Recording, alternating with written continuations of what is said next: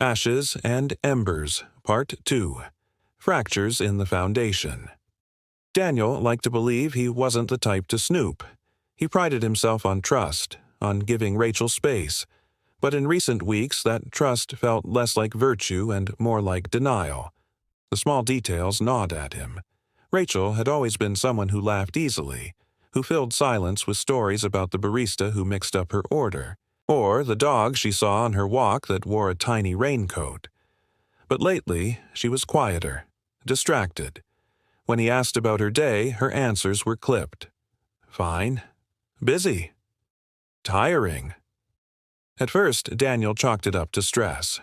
Work at the gallery had been demanding. New exhibitions, endless networking events.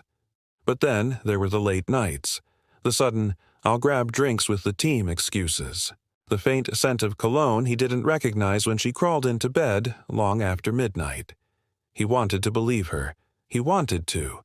But doubt is a poison, and once it seeps in, it taints everything. One Friday, Rachel announced she had a work dinner. Daniel suggested they go together, joking that he could use a good glass of wine. Her smile faltered for just a second too long before she shook her head. "It's just staff, love. Boring gallery stuff. You'd hate it." Daniel forced a grin, but the words stuck. Later that night, he sat on the couch staring at the clock, the silence of the house pressing in. He tried distracting himself with Netflix, then with a book, but his eyes kept drifting toward the front door. When Rachel finally returned nearly midnight, she was flushed, not drunk, not exactly, but glowing in a way that made his stomach knot. "Everything okay?" he asked softly. "Of course. Why wouldn't it be?" she said too quickly, setting her purse on the counter. He wanted to press. Instead, he nodded and followed her to bed, the words sticking in his throat. It wasn't only at home. Their public life, too, was changing. At a dinner party with friends, Daniel noticed how Rachel seemed elsewhere. She checked her phone under the table, eyes flicking to the screen with the faintest smile. When someone asked about their next trip, a tradition they had kept every spring, Rachel waved it off. "Not sure yet. Work's insane. Maybe we'll skip this year." Daniel blinked. They had spent weeks planning a trip to Italy. They'd already bookmarked restaurants, even debated whether to splurge on a cooking class. But she brushed it off like it had never mattered. He tried to laugh, but inside he felt something crumble. That night, after the party, Daniel reached for her in bed. For years, their intimacy had been easy, natural, a mix of passion and comfort. But now, Rachel stiffened. She offered a half-hearted kiss before rolling onto her side, mumbling about exhaustion. He lay awake, staring at the ceiling, his chest heavy.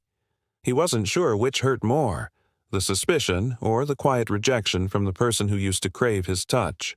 One Saturday morning, he decided to do something different. He bought flowers, her favorite, sunflowers, and planned breakfast in bed. Pancakes, coffee, orange juice. He arranged the tray carefully, proud of himself for rekindling something sweet. But when he walked into the bedroom, tray in hand, Rachel was already dressed, her hair curled, makeup done. "Oh," she said, surprised. "That's lovely, but I've got to run. Brunch with the girls." She kissed his cheek quickly, barely glancing at the flowers before dashing out the door. The tray trembled in Daniel's hands.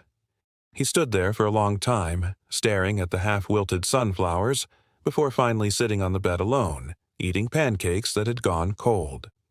The next day, Daniel found himself standing in front of the bathroom mirror, toothbrush dangling from his mouth, staring at his reflection. Was he imagining it? Was he overreacting? People grew apart, sure.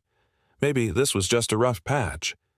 But then he remembered the way she angled her phone, the sudden distance, the way her smile sometimes seemed reserved for someone else. The thought burned. He wanted proof.